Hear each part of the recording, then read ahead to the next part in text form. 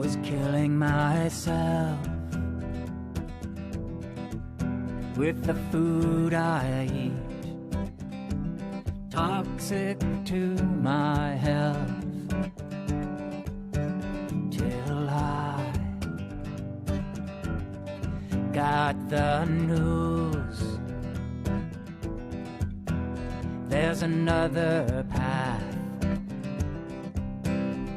that I could choose, and now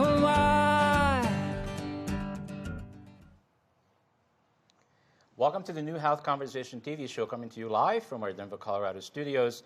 I'm your host and moderator, Coach Steve Toth, and who is here with me today is Peter Greenlaw, who is always with me, not just today, and he's known as the world's most prominent investigative scientist. Welcome to the show. Thank you. And our theme today is why protein may be the single most important nutrient we don't get enough of, and maybe one of the most misunderstood, right? Right. And I'm happy to announce our guest today.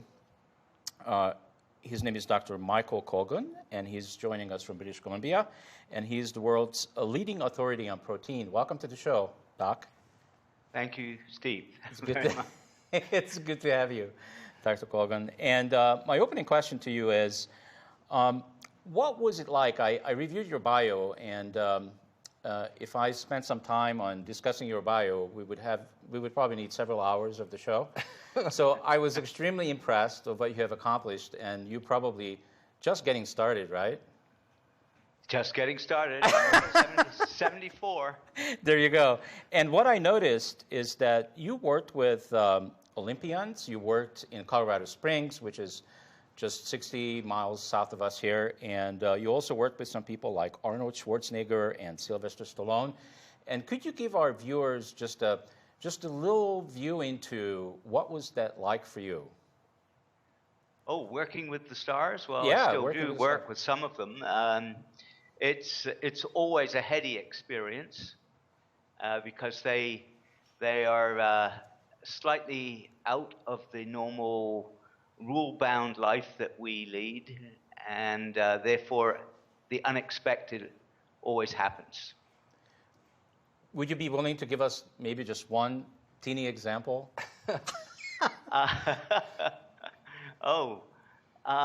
Gosh, teeny example. Okay. It could be big too.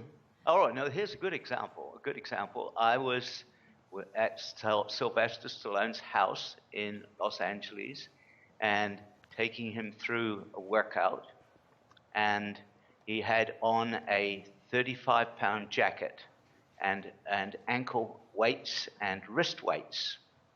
And his workout arrangement was right near his pool, and he fell in the deep end. And he got up, and you'd see that famous jaw jutting out. He walked to the shallow end. There was no way he was going to get off the bottom. That's a great one. Yeah, fantastic. So what was it like to work with the Olympians? I mean, I always respect them very much. I think once you're an Olympian, you're always an Olympian, right? What was it like to work with them? Well, I'm still doing that, and they do have remarkable talent. Genetically, they are slightly different from most of us, but the majority have got to work as hard as anyone in order to achieve what they do. They have probably got to work harder. It's not that they are born super athletes. They're not. Athletics is a skill. It takes 10 to 20 years just to learn the basics of it. Oh, so we got a few more years to go, Peter. I think a couple. Fantastic. Thank you, Doc. So we've been getting a lot of requests from our viewers that they really would like to begin to hear from us what's the protocol, what are the things that they can put into their lives to really solve all of these problems that we've been talking about on these shows. And this is our 8th episode today, and I know that I'm ready, and I know you're ready, and everybody's ready to start hearing and writing down probably what is it that we can actually do to really live a healthy life in a world that doesn't really provide us with a lot of choices, or at least healthy choices. So since you happen to be one of the world's experts on protein, we would probably start with protein. I know it's a very misunderstood item because even I'm not understanding it. So I'm going to learn something You are. today. Definitely. So let's begin. Tell our viewers what is it about protein that it's so important, and why most of us really don't pay that much attention, Right. or are leaving it out. Well, I started working on it in the 70s, and it was then even considered to be a common food, and people thought that proteins that came from chicken or came from beef or came from fish were all exactly the same, or came from soybeans, and they had no conception that protein is actually the most complicated nutrient that we eat. Every working unit in the body is a protein. All your enzymes, the hemoglobin that carries your oxygen, all your genes, every muscle cell, all your organ cells, all your brain cells are all made of different proteins. And the human body makes 350,000 of them, all different. Some of them as many as 34,000 amino acids long. And they've got to be exact. So when people think that protein is a simple food, they are completely misled. Wow. Well, Dr. Colgan, one of the things you taught me, and I want to say he's been an incredible mentor. He was a big contributor to my first book and really opened my eyes to protein. So I think one of the things, Dr. Colgan, let's just start with, you taught me about the human body. If you repeat that, about the dry weight of the human body, if you drained everything out of it. Yes, more than 50% of the dry weight of the body is proteins, and the 350,000 different ones. And if you want to check this, you can go online to the Human Proteome Project, and you can see the latest information there. And the second thing, Dr. Colgan, let's clear this up right away. There are a lot of people that are confused about chicken, fish, meat, whatever. And of course, one of the things that happens in the process that I learned from you is that you are destroying the enzymes. And I was told once that if you start out with a chicken breast, let's say it's about 100% protein, by the time you cook it, you're probably left with something like 20% of the protein left. And then the other part of my question is, or to clarification, let's clear up this whole idea about using soy protein, period, as a source of protein. Well, you have to look at the areas of the world where soy is the major protein. The people are very low in muscle weight. They don't live a long time. And it's not that the body cannot cope. The body can cope, but it ages the body quite fast because the amino acid profile of soy protein is not particularly adapted to the human system. Isn't that amazing, Steve? Yeah. Because so many people talk about soy protein, but they don't really understand. It's not the same. I mean, and Dr. Colgan, so I think that it's important that people understand that protein is just something that most people don't even understand. Why don't you explain the impact, starting at about age 25, of the disease, which you taught me about, called sarcopenia? Yes, around about 25, you reached your limit of growth. And if you don't have the right proteins in your diet and you don't exercise, then you gradually lose muscle. By the time you're 60, you've probably lost half the muscle weight that you had. Now, that's a very important thing. People think, oh, well, I've got less muscle. But muscle is half the pumping power for your blood. Half of the power that pumps your blood around comes from your muscles. Then if you lose muscle, your heart has got a much harder job to do. Also, if you lose muscle as you age, your body cannot pump the blood enough to your brain, so it gets short of oxygen. So you put yourself in double jeopardy of both heart attack and stroke by losing your muscle. And then what about your opinion, at least you taught me, aren't many people that are in nursing homes on canes and walkers, and also if you can comment also about dementia being a major sort of side effect of sarcopenia as well. But aren't there many people that really, if they just had a great source of protein, that many of these challenges they have as they age would certainly be better? The quality of their life would certainly be better, right?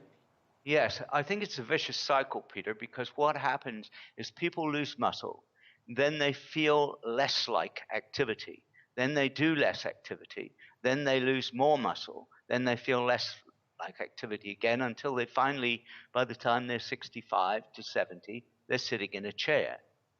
And once you sit in the chair, you've had it. Doctor, something just kind of opened up for me. I lived in Boulder for like 12 years, and I was a vegetarian for a number of years. And there's lots of people in Boulder, Colorado, who are vegetarians. How do they get protein? And I also know that what's really, at least when I lived there, what was really very favored by almost everybody there, and we're talking about, 100,000 people, is soy. Everybody is eating soy for breakfast, for lunch, for dinner. What's up with that? Well, for a while, as I said before, your body can, when it's young, it can deal with it. And it does in Asian countries where soy is a major source of protein. But it doesn't, the body doesn't deal very well, so it ages faster. Now, one of the things, I used to send a lot of athletes to Boulder, and I did that because of its height, because of the less oxygen in the air, the body is forced to make more red blood cells, so that when these athletes then come down to sea level, they have got more oxygen supply. And it's a common thing in athletics. In fact, it's done all the time. If you don't do it, you're at a terrible disadvantage. The athletes that I sent up there, a lot of them were endurance athletes, and they ate vegetarian type proteins, but they didn't generally eat soy. They ate vegetarian proteins with a better amino acid profile, because I guess they'd learned from people like me. So it is possible to put together a vegetarian protein that almost matches the amino acid profile of whey protein, which is probably the best that we know in terms of its biological value. But it's difficult to do it, and it's expensive. Well, Dr. Colgan, we're going to talk about that in a second. I want to come back, though, to my other point about if you can just, again, for the athletes and just normal people that are watching this show all over the world, why this misconception about protein with steak and chicken and fish and things like that, it just isn't the same, right? If you take a chicken and you cook it, the amount of protein left, it goes down dramatically through cooking. I'm not suggesting eating raw chicken. I didn't say that. Can you just comment, though? Because, and especially football season has started, one of my favorite things, and we have these enormous linemen that are in tremendous shape, but they have these huge stomachs. And it was my understanding that part of that is because they're ingesting so much protein, like from chicken and beef, et cetera, and because the body can't process it, it actually causes toxins, one of my favorite subjects, and the body literally retains water to kind of dilute the toxin. So can you address that for the audience? Sure. When you cook a protein, it becomes what is called denatured. In nature, proteins have their amino acids joined together by bonds called sulfur bonds. They're joined into dipeptides and tripeptides. And the human body has a specific transport system in the gut for taking those intact proteins into the bloodstream. Now, if you cook it, then you destroy them. So you're down to breaking up those bonds, and the body therefore cannot absorb as much of the protein. It's pretty simple, really. I mean, the physics of it and the physiology of it are simple. Well, Dr. Colgan, one of my favorite expressions is, what if you did, I'm speaking to the athletes in the audience now, what if you didn't know what you think you know, and what if everything you thought was wrong? Because here, for a long time, athletes have been loading up on proteins, which they thought were doing them good, But the point is that they weren't really getting as much protein as they thought, and because you broke down the amino acids, right? Like the branch chain amino acids is really what we're talking about within, let's say, a whey protein, correct, Dr. Colgan? Well, the branched chain amino acids are some of the essential amino acids, and because isoleucine, leucine, and valine, that's what they're called, because they are prominent in muscle tissue, they become sort of favorites of athletes. But it's not so much that you break them down; it's that you break the bonds between them down. Right. If you heat proteins or you process it in various ways. So I cover all this in my book, The Anti-Inflammatory Athlete, and the work that we've done since 1981. I covered the work through till last year in that book. Well, and also I know that again, your background is amazing. I mean, we could spend the whole show just going through your bibliography, but basically you've studied pretty much every kind of protein there is, right? I mean, vegetable proteins. Why don't you just give us an overview of the proteins you've studied, and then I want to move into what you believe is the best protein source from a whey protein standpoint, and then we will talk about if someone's looking for a vegan protein, what they're going to look for in both of those examples. Right. Well, gosh, it's so much to go over. We have tested pretty much every protein there is. We've tested them with athletes, with active people, with people in hospitals with wasting diseases. And up till a little while ago, it wasn't so complicated, and we used to measure the biological value of these things. And it's still the same biological value, but because of government regulations, it's now called the PDCAAS, and I'm not going to go into all that. But the biological value essentially means how the protein is digested, absorbed, and used in the body. And you can measure it in various ways. And one of them that we do is to measure the accretion of muscle tissue in athletes, that is, the gain of muscle tissue. And that's a pretty good measure. Well, leading up to this, I know that when you were doing your investigation about proteins, you actually, when you came upon what you believed was the best of the best of the best, you actually put your athletes and yourself, right, on a 30 or 40-day trial of this protein that we'll talk about in a few minutes. But why don't you share with the audience, a lot of athletes listening to this, and I believe it was with your triathletes, right, that you had done the study with, and what convinced you based on the science that this was the way to go as far as moving forward with all the research and all the proteins that you had looked upon? Because we want to give the audience a protocol so that they're going to go out and shop proteins. They're certainly not all created equal by any mad stretch of the imagination. And after more than 30 years of research, for you to come upon this protocol of the protein and what it would need to contain. But before we do that, let's just talk about what you saw in this study that so convinced you that, wow, this is pretty amazing. Well, the first thing, Peter, is that the protein that you're talking about that I used with the triathletes was a protein we had tested long ago. And first started to test it in 1981. And in 1993, I wrote a little book about it called The Right Protein for Muscle and Strength. And it is an undenatured whey protein concentrate.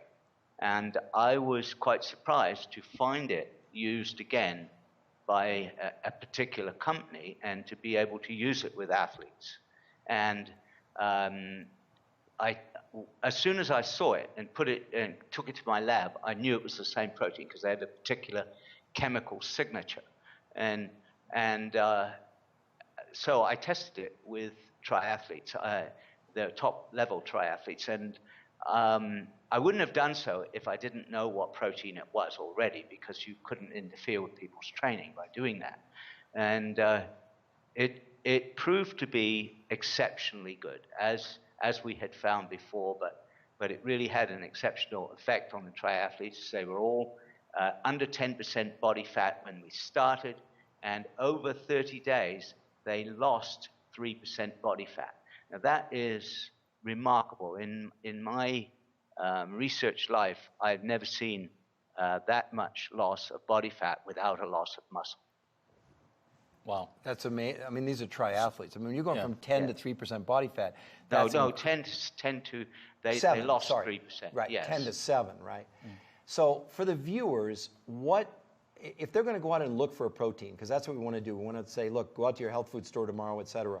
What in particular is in this protein? And I think it's important that we also make a clear distinction between denatured and undenatured protein, and particularly New Zealand. If you're going to go and get a protein, at least from what you've taught me, you want to look for a New Zealand protein, but it also should include more than just the protein itself, correct? Oh, yes. Protein by itself is one of the mistakes that is commonly made in the bodybuilding sports, and also by it's sort of leaked into the strength athletes, and you see football players doing it too, taking additional proteins without the minerals and the cofactors necessary for their digestion. And you talked about people with sticking out bellies because of the problem of too much protein. That's fairly common. It's fairly common, and it's a big mistake because protein can't be properly utilized by the body unless it has a whole slew of minerals and cofactors with it. And those cofactors would be things like the enzyme protease, right? Which my understanding is that protease takes the big protein molecule and breaks it down into these tiny little components called peptides, again for absorbability. Is that correct? Well, protease does that, and the body does produce its own protease. But some of the athletes, they try to get around the problem of having large amounts of protein by using large amounts of enzymes. It's not necessarily a good idea because what they don't realize is when you take a large amount of enzymes, you also have to have more minerals. You have to have cofactors for the enzymes. So it gets pretty complicated, and that's why people make this terrible mistake. They think that protein is simple. It's actually the most complicated nutrient we eat. Okay. So, yeah, and I really do appreciate all that and all the work that you've done for the last, 30-some years. But here's the thing. So if I put my viewer hat on and I'm tuning into this show, I would be saying, okay, so there's a lot of scientific jargon that we're using here.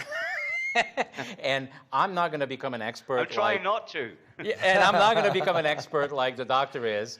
And so, but I want you guys to boil it down for me and make it simple so that first of all, when I go to the grocery store, I know what to buy, I know how to cook it to have it better for me. And then if I need to add additional things to my meals, then I know what to do next. So can we start like at the beginning how the normal public thinks? Like they're going to go to the store this evening. All right, well, let me do this. Since this is the doctor and I'm more the citizen scientist. Let me give you my explanation, and then I think Dr. Colgan, who actually taught me this, all right? So first of all, let's distinguish between denatured and undenatured protein, okay? Denatured protein is basically what happens in the pasteurization process in North America, where they heat the protein. And like he was saying, when you heat the protein, you break the bonds. What you want is undenatured protein, meaning it hasn't been pasteurized, not exposed to heat. The reason that he goes for New Zealand protein, and you can buy it. You can go to a health food, you can get a New Zealand protein. Make sure it's undenatured, okay? Meaning it hasn't been pasteurized. Because in New Zealand, the finest proteins, they use a high filtration, low temperature process, okay? In addition, you would want to make sure that protein did contain additional protease, not massive amounts, but extra. And what he's referring to in terms of minerals, we're not talking about iron and calcium. We're talking about trace minerals that are basically the periodic table, okay? You know the periodic table from physics and chemistry, right? So, well, it's been a long time. But when he talks about the cofactor, what he means is that these minerals that are trace minerals, these tiny little minerals like selenium and boron and molybdenum, okay, even arsenic and gold and silver, all need to be in our foods in general. This is what has been destroyed in our soil, not just in protein, but just in general. And you'll look at a mineral supplement, and it'll have 10 or 15 minerals. What he's talking about, what he used with these athletes, was shakes that contain 70 of these trace minerals, 70. And then the other thing you'd want to look for is something called a prebiotic fiber. In other words, prebiotic means that the body then can produce the good flora to once you break the proteins down for absorbability. That's the minimum. And then, of course, you don't want any soy. You don't want any artificial sweeteners. You don't want any artificial coloring, any of that kind of stuff. And the cool thing about the New Zealand cows, they're not shut up with antibiotics. They're given no hormones, and they only eat grass. Because cows that are fed corn, actually, it destroys their immune system, and they have to shoot them with antibiotics. Otherwise, their stomachs would explode. So again, not all proteins are the same. New Zealand protein is the best in the world because of this rare thing, the way they process it. The cattle are only fed grass, and they don't use high heat pasteurization. Would you say that's a pretty good summarization, Dr. Colgan? That's not bad, Peter, not bad. I think the cows, it's true that most cows are fed in what are called confined animal feeding operations, and they are fed the most terrible food. The one that I think is really, really disgusting is the use of chicken feathers as a cow food, which is legal in the United States. Now, you can imagine the protein that's produced in the cow by eating chicken feathers is not the same as the protein produced in a cow out on the range. It's fairly simple. It looks the same to when you go into a store, but it's not the same at all chemically. So undenatured is what we always use with athletes, because any denatured proteins just don't work. Okay. So do these athletes eat like a chicken breast? And oh yes, if they don't stop normal food, but we try to get them to eat organic food. We try to get them to eat grass-fed meat, and try to get them to eat wild fish.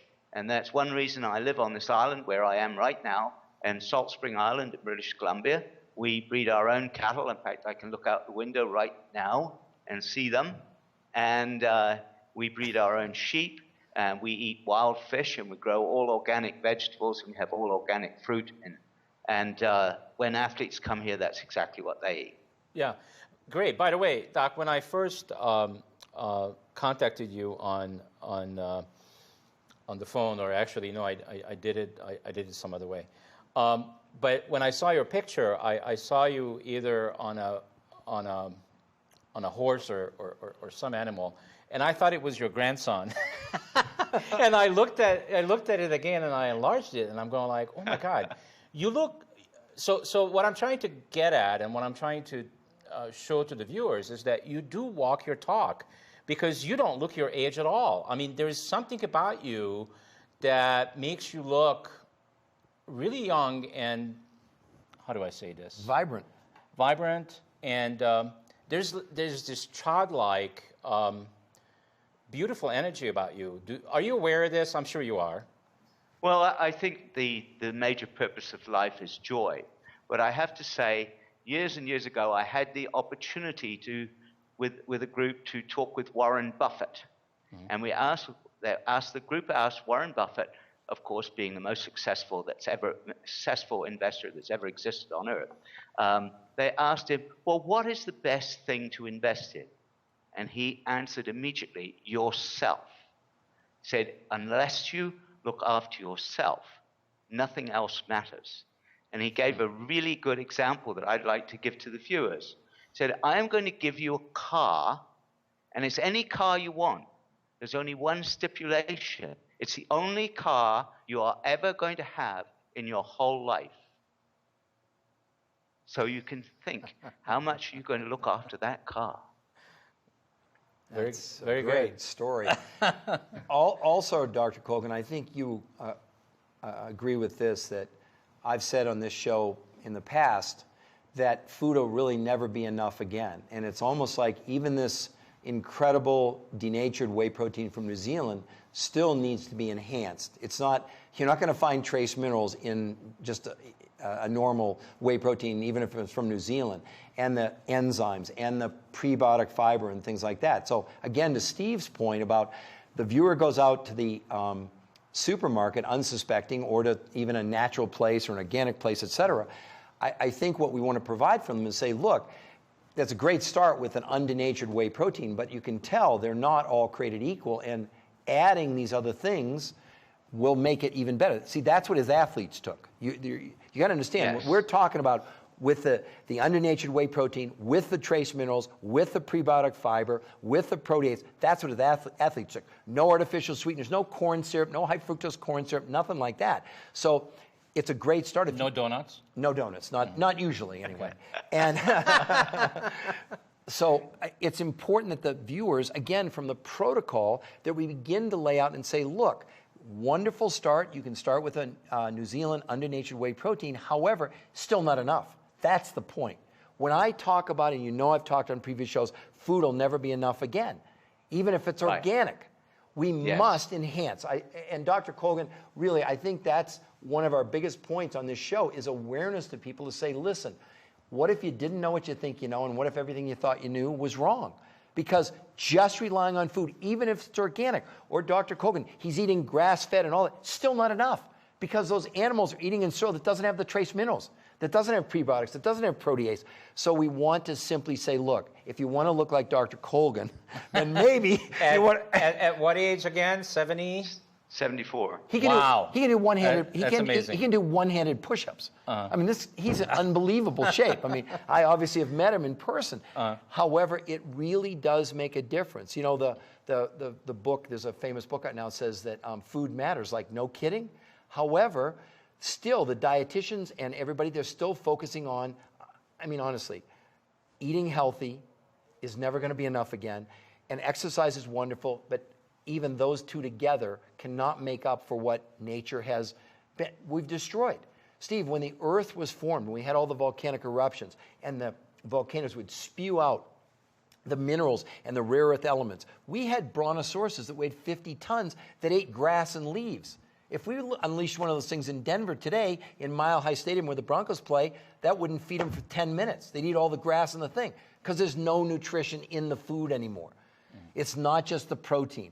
And then you wonder when you talk to elderly people, what are they most fearful of? Falling down, breaking their hip. In many cases, it's fatal. And Dr. Colgan, don't you think a big part of that is sarcopenia and lack of lean muscle mass? Because they aren't getting a great protein source over the course of their life. They're eating chicken, they're having fish, they're doing cattle, beef. And they don't have a source like whey protein that is so critical to the human body, which is what this whole show is about. I think that most of the problem with falling in elderly people could be avoided, but that requires a change in the health system, Peter. So I don't know that it's going to happen. But for all the people who are listening today, you can certainly prevent sarcopenia in your lifetime. You can, by doing the right thing with what you put in your body, you can prevent sarcopenia, and you will never have the problem of being a fear of falling. And Steve, you know, we talked about it before, even with Dr. Messina on one of our previous shows, that medicine today is based on procedural intervention. Once you fall and break your hip, we got the best doctors going. But what we need is preventative intervention, which is the TDOS protocol and the TDOS syndrome, which I've identified. And so that Dr. Colgan is really saying that same thing. Simply by, if you just did this, if you just had a whey protein shake from New Zealand with all these other things, just one meal a day, it could make a huge difference in people's lives in living healthier longer, not living sicker longer, which unfortunately is the fate of too many people today. Now, Dr. Colgan, before we run out of time, I want to also come back to, we have a lot of vegans that are watching the show or people that are lactose intolerant, and let's touch on not all vegan shakes are anywhere close to the same. Would you agree with that? Oh, I think most of them are not very good. And the major problem is getting the mix and making it at a price that people can afford, because you have got to balance the amino acid profile, and that's quite difficult. You can't use soy because it just doesn't work. You have to use things like peas and hemp and vegetable sprouts, and the cost goes sky high as soon as you start doing that. So the point is, Steve, that, and again, even keep in mind, in a vegan shake, guess what you need? The 70 trace minerals. It doesn't change. Oh, yes, you still need the minerals. Yeah, and that's what used to be in the soil. See, nature's so amazing. So 100 million years ago, when the plants would grow, they'd suck up these minerals in the soil. The animals would eat them, and then the carnivores that ate the animals that only ate the leaves and grass, it was much more nutritious. That's not the way it's today. We know, based on 1936, that most of the trace minerals in our soil were destroyed. And I was shocked to learn we do need things in tiny, tiny amounts, like arsenic, like gold, like silver, but molybdenum and selenium and all these other incredibly powerful little minerals that are gone from our soil. So it's not just a matter of one, it's also putting these combinations of things together, which is what the viewers have been begging us to do, is to talk about the protocol. So here we go. We're talking about the protocol now, but the best protocol. We're saying for maximum effectiveness. Yeah. No, I get it. I get it. However, What? I'm still being the generic viewer. I understand. Okay? And after this show is over, I'm going to get into my car and I'm going to go to the store. Right. And as soon as I go into the store, I'm going to make a right, Yes.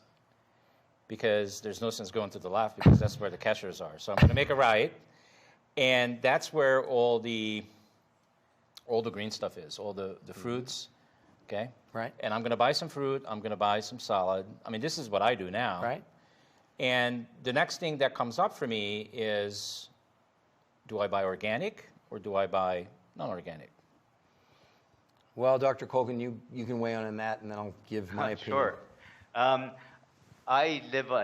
The reason that I live on this farm, and it is all organic, including all the meat, and we only eat wild fish, is exactly that. You get more of the trace minerals, other cofactors that the body needs.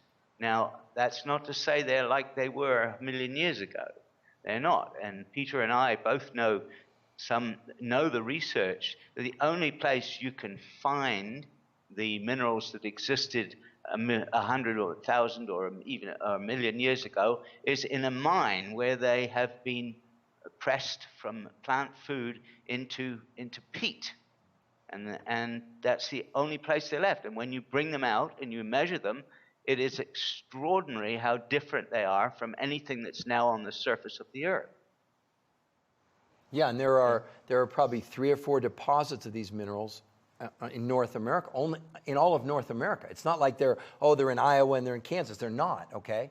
So the point is that the soil at one time, before they dammed up the Mississippi River, they used to flood, and it would bring the minerals from the mountains out into the soil. That's gone. And then we introduced herbicides and pesticides, which basically destroyed what was left. The point is about organic, in about 200 studies, they proved that nutritionally there was very little difference between regular and organic, but it was much cleaner. Now, in the case of Dr. Colgan, he's living on an island. That's a very specific eco-environment. For the rest of us, though, let's say we're getting organic from California or wherever it is, they're still spraying pesticides and herbicides on the field next door that are drifting over. They're saying that most organic has about 10 to 12% normal herbicides and pesticides, but even in organic, unless it's a controlled environment like Dr. Colgan's, they still use organic herbicides and pesticides. Wow. Now, organic is better. I certainly eat it as much as I possibly can. All I want to do is make people aware. Food will never be enough again, even if you do organic. We need more. That's why, and he's saying, protein, so critical, so misunderstood. And no, you're not going to cook up a chicken or a fish and get the protein that you need. We just simply have done such a poor job on this planet of destroying the soil. We better go and get these from the last sources that are available, from these rare deposits that are from, basically 100 or 1 million years ago, when these they're in mines. That's it. You're not going to go and get it out in eastern Colorado and dig it up in the soil anymore. Get it. Yeah, it doesn't exist in the soils on the surface of the earth anymore, and that's a terrible thing. We hold this whole planet in trust for our children and our grandchildren. And what have we done with it? Yeah, Well, so Dr. Colgan, also, I think for the athletes listening to us tonight, so in your athletes, and they certainly were doing organic, and you were doing organic chicken and meat and all those kind of things. Number one, do you agree that still, for maximum performance, that by having either a whey protein or a combination of a vegan with pea protein and hemp and the sprouts and many of the other things, what kind of performance things did athletes see when you started to put them on these protocols, enhancing what they were already doing? Because I have friends that are triathletes that run 80 miles a week in training, and they still do 3 organic meals a day and don't smoke and drink whatever, and they still would have like 10, 12 pounds around their middle they couldn't lose. So Dr. Colgan, Yes. what kind of things, athlete performance, so an athlete listening to this would say, oh my gosh, I want to go out and do the best thing possible to maximize the performance, or just a normal guy that goes to the gym or works out 4 or 5 days a week like me, or again, just a normal person. What kinds of things can they expect to happen based on your research, based on the science that you've actually seen? Well, there's simple things. One of them is that if you do lose fat, especially visceral fat, which people mostly carry today, if you do lose it, it's a loss of hanging weight. No, fat hangs, muscle works. If you're an athlete of any kind, or you're an active person, whenever you run, fat hangs. If it hangs like dead weight, it's got no muscle in it, it's got no movement in it, it is dead weight. So in the triathletes that I worked with, who lost an average of about 4 pounds of fat. That's a lot of fat. That's like taking 2 bricks off your back. So obviously, performance should improve. And these were world-class athletes. This wasn't like, yes. But so to see that dramatic of a change in them, imagine what this can do for just regular, everyday people walking down the street. I didn't know that about fat that's just like hanging off you. I mean, It makes perfect sense, right, Steve? Yeah, it makes perfect sense. Okay, so we still got some time, so I'm taking you back to the store. Okay. So because this keeps amazes me. I'm just maybe amazing myself, I don't know. But the way I used to shop and the way I shop today is like day and night. I mean, come on. Because you met me, number one. Yes.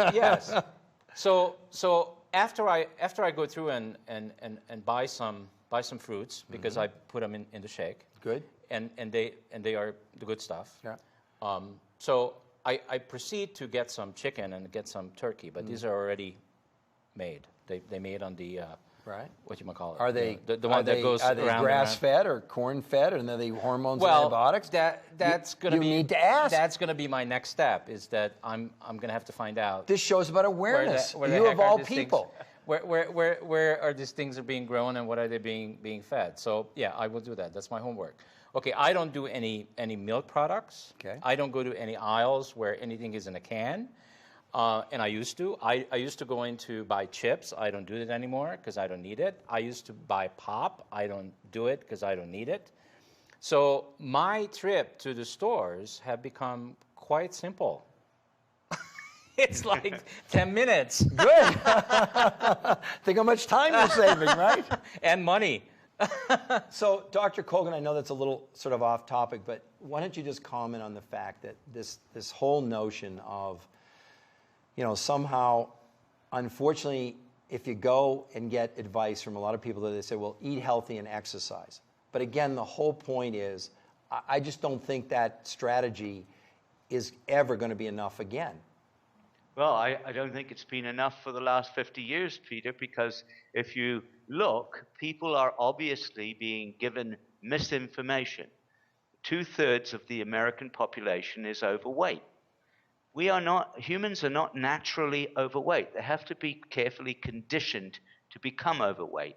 And we have created a food supply that conditions people to become overweight. And we have created the information that tells them that that's all right, because otherwise they wouldn't be overweight. But we have an enormous problem. So it's clear that most of the information out there is misinformation. Well, in a recent study in my upcoming book, I actually cite this study where they said that for a long time we relied on the RDA, recommended daily allowance of nutrients, etc.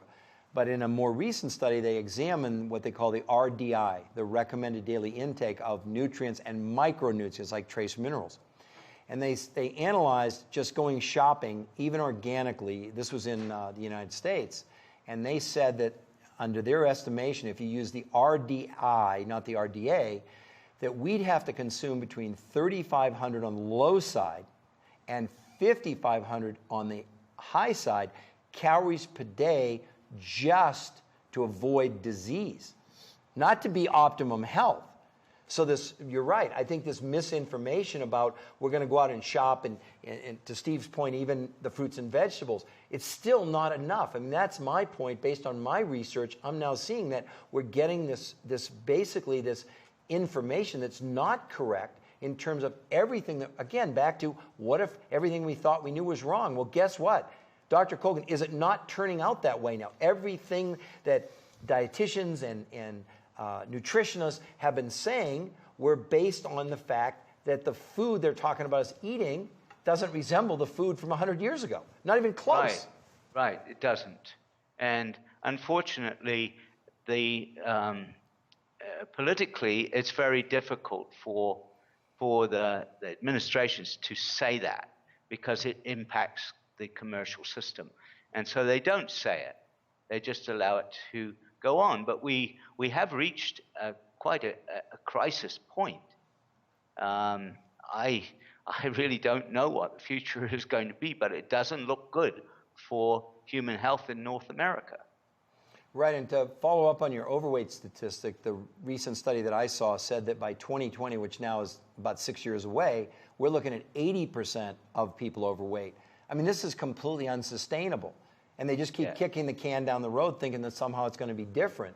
And look, I don't believe that 2/3 of Americans, or 2/3 of North Americans, let's say, are just completely lazy, eating fast food all the time. There's something else going on here. And of course, for me, it's the TDOS syndrome, which is toxicity, deficiency, leading to overweight and stress.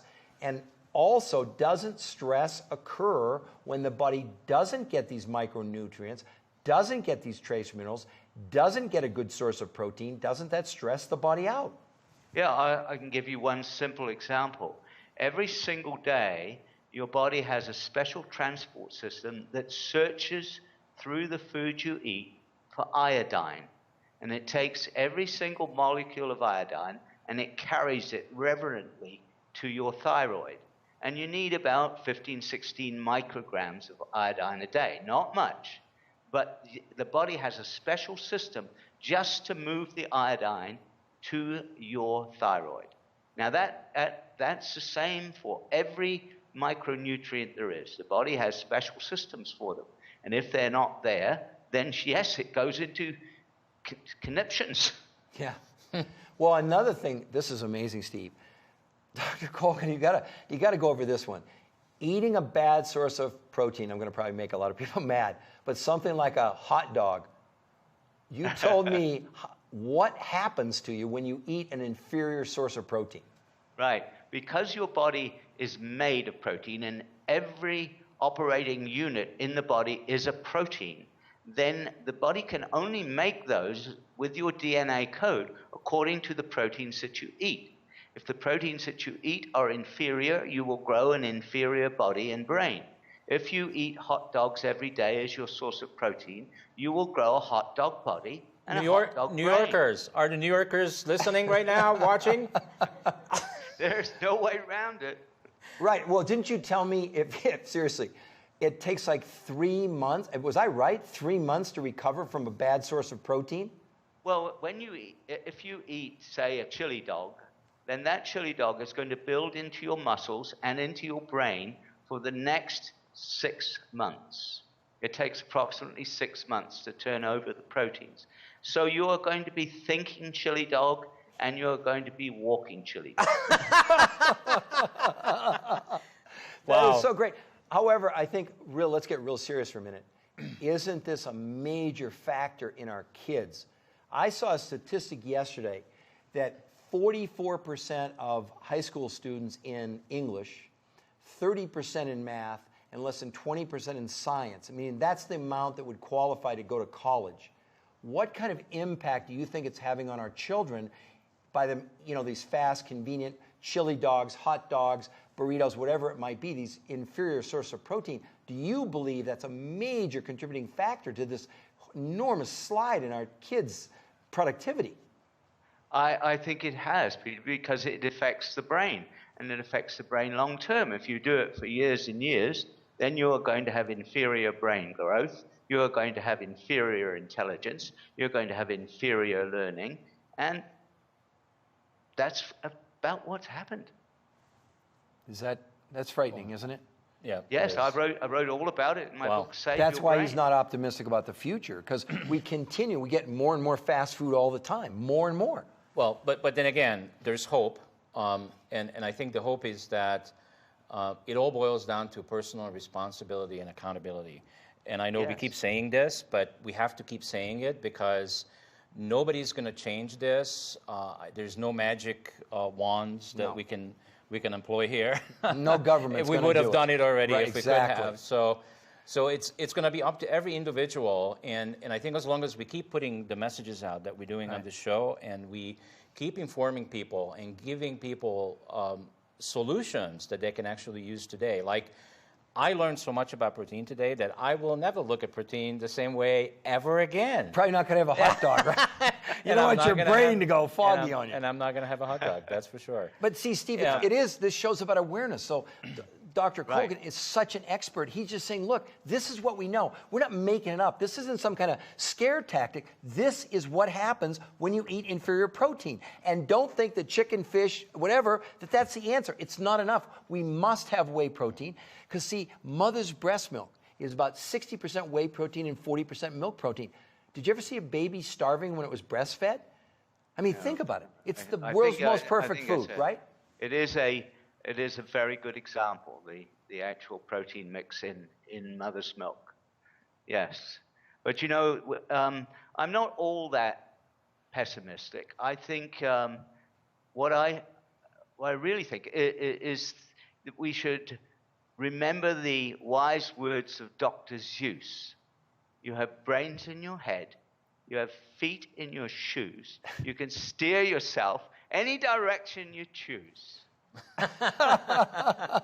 Well, that's true. And of course, the people that you've been working with, what's interesting about them is that they're all motivated, obviously. Right. I mean, they all very strongly motivated to be, in their best shape so that they can win the Olympics or do the movies or do whatever.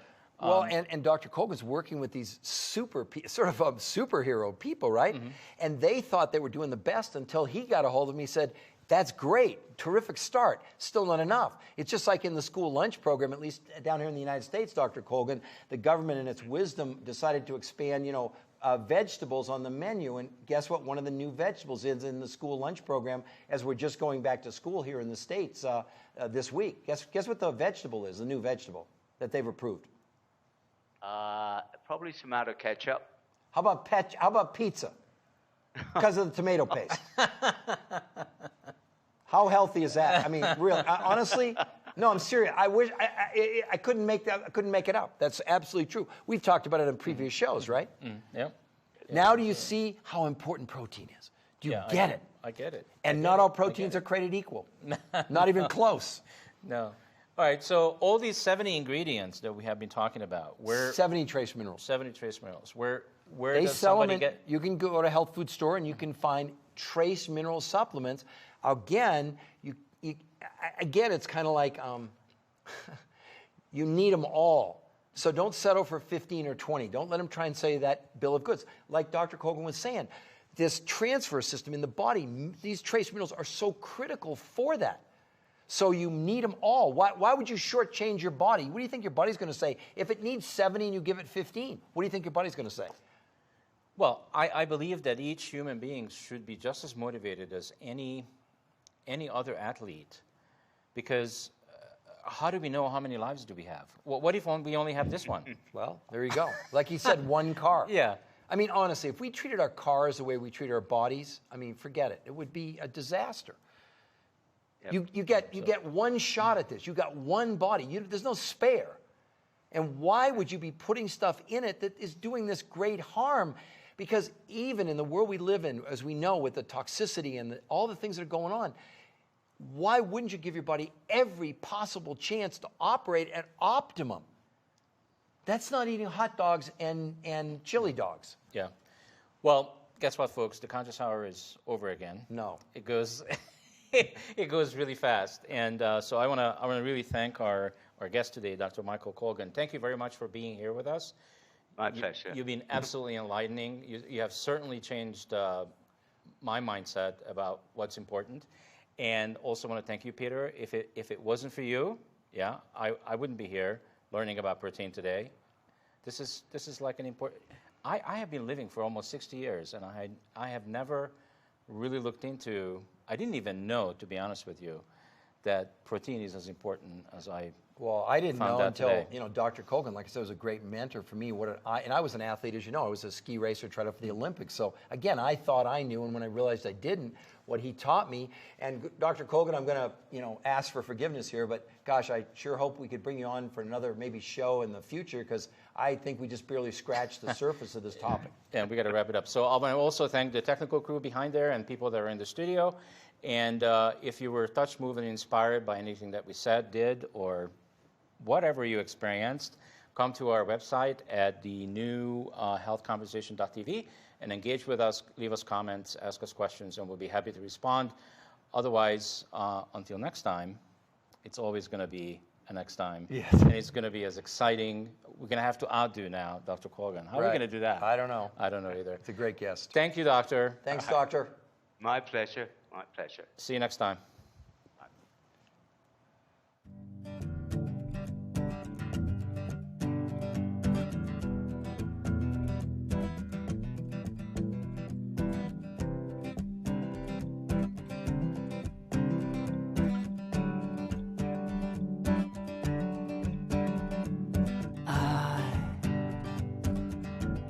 Was killing myself